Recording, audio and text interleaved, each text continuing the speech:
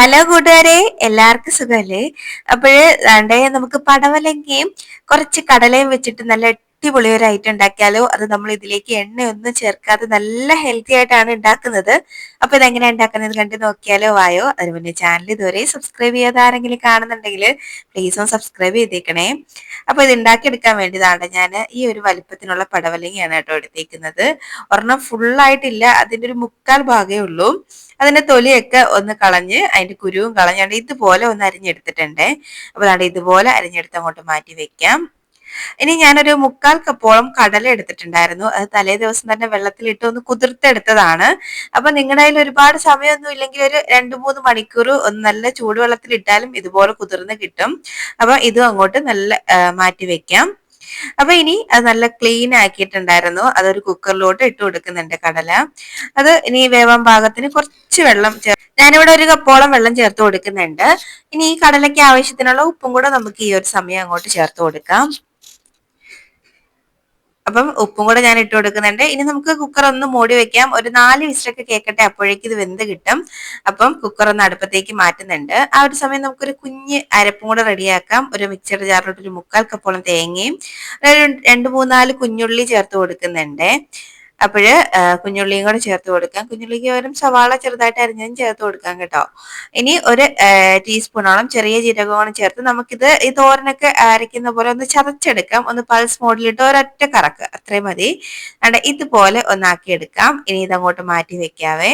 അപ്പൊ നമുക്ക് നമ്മൾ കുക്കറിൽ വെച്ചിരിക്കുന്ന നമ്മുടെ കടലയൊക്കെ ഇവിടെ സെറ്റ് ആയിട്ട് വെന്ത് വന്നിട്ടുണ്ട്. 4 വിസിൽ കേട്ട് അതിന്റെ സ്റ്റീം ഒക്കെ പോയിട്ട് ഇരിക്കുകയാണ് കേട്ടോ. ഒന്ന് ഓപ്പൺ ചെയ്ത് നോക്കാം.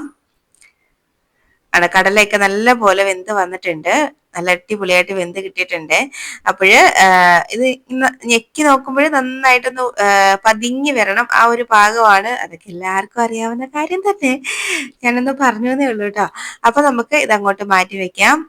ഇനി ഒരു പാൻ ഒന്നെടുത്ത് അടുപ്പത്തേക്ക് വെച്ചിട്ടുണ്ട്. അതിലേക്ക് നമ്മൾ ഓയിലൊന്നും ചേർക്കുന്നില്ല, ഡയറക്റ്റ് നമ്മുടെ പടവലങ്ങ ചേർത്ത് കൊടുക്കുകയാണ്.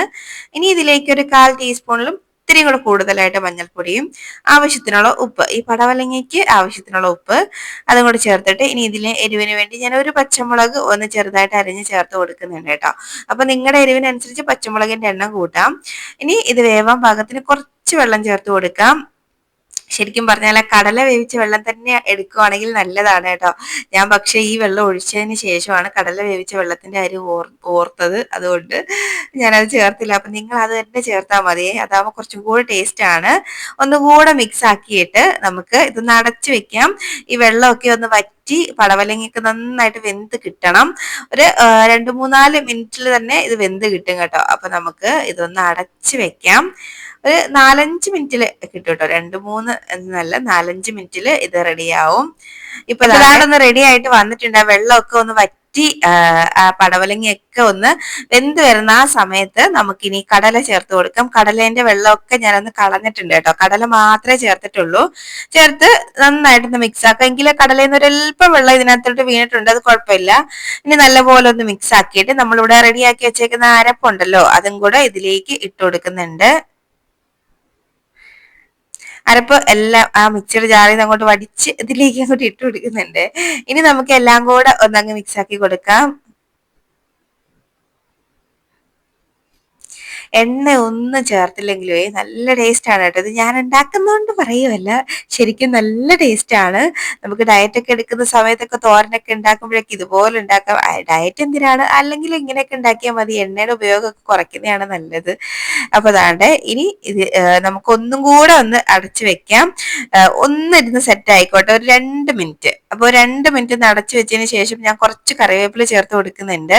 കറിവേപ്പില ആദ്യമേ ചേർക്കേണ്ടതായിരുന്നു, അത് മറന്നുപോയതാണ് കേട്ടോ. അപ്പൊ നിങ്ങൾ ചോദിക്കും ഭയങ്കര മറവിയാണല്ലോ അത്. അങ്ങനെയൊന്നും ഇല്ല, ചില കാര്യങ്ങളൊക്കെ ഇങ്ങനെ കുക്ക് ചെയ്തോണ്ടിരിക്കുമ്പോഴായിരിക്കും വിട്ടു പോകുന്നത്.